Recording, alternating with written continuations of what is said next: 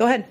Thank you, Jen. I do have a question on COVID, but first on energy. When is it that the Biden administration is going to let the thousands of fossil fuel industry workers, whether it's pipeline workers or construction workers, who are either out of work or will soon be out of work because of a Biden EO, when it is and where it is that they can go for their green job? And that is something the administration has promised. There is now a gap.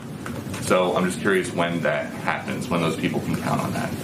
Well, I'd certainly welcome you to present your data of all the thousands and thousands of people who won't be getting a green job. Maybe next time you're here, you can present that. But you said that they would be getting green jobs, so I'm just asking when that happens. Richard Trumka, who is a friend, longtime friend of Joe Biden, says about that day one Keystone EO, he says, I wish he, the president, had paired that more carefully with the thing that he did second by saying, here's where we are creating the jobs.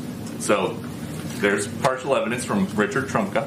Well, you didn't include all of his interview. Would you like to include the rest? So how about this? The Laborers International Union of North America said the Keystone decision will cost 1,000 existing union jobs and 10,000 projected construction jobs. Well, what Mr. Trumka also indicated in the same interview was that President Biden has proposed a climate plan with transformative investments in infrastructure and laid out a plan that will not only create millions of good union jobs, but also help tackle the climate crisis. And as the president has indicated when he gave his primetime address to talk about the American Rescue Plan, he talked about his plans to also put forward a jobs plan in the weeks or months following, and he has every plan to do exactly that. But there are people living paycheck to paycheck. There are now people out of job once the Keystone pipeline stopped construction.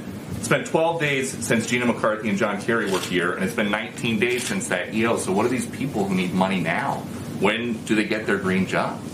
Well, the president and many Democrats and Republicans in Congress believe that investment in infrastructure, building infrastructure that's in our national interests and that boosts the U.S. economy, creates good-paying union jobs here in America and advances our climate and clean energy goals are something that we can certainly work on doing together. And he has every plan to share more about his details of that plan in the weeks ahead. And then just a quick one on the stimulus. There's reporting that House Democrats are going to come out with a $3,000 per child stimulus for some eligible families.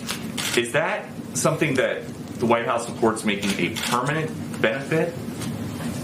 Well, the president talked about this a bit on the campaign trail and the importance of child tax credits to help working families ensure they can make ends meet. This proposal is emergency funding, as I understand it. It's a central priority of his first legislative proposal to cut child poverty in half this year. And that's why he included a child tax credit in the American Rescue Plan. But that's, again, emergency funding and something that will help people get through this period of time. Okay, go ahead. So to follow up Peter's question. Sure. What's this White House's stance on a universal basic income? This idea of the government giving out regular checks on a routine basis to Americans who might need it. I know that's been proposed by a number of people, including some on the presidential campaign trail. I don't have anything more for you on it. I'm happy to check with our economic team if that's something that they're looking at all. As a corollary to it, do you agree with the need that many on the Hill, and not just Democrats, are expressing that there ought to be these enormous, well, no, I won't say enormous, but $3,000 or $4,000 per child checks for families right now? As I tried to just indicate, I mean, the president supports the proposal that Representative Neal and others have put forward to ensure that there is money in the package that helps bring relief to families in the form of a child tax credit. That's something he certainly would support. Go ahead. Thanks, Jen. I have two questions. One of the other things that Secretary Yellen said yesterday is that the president is open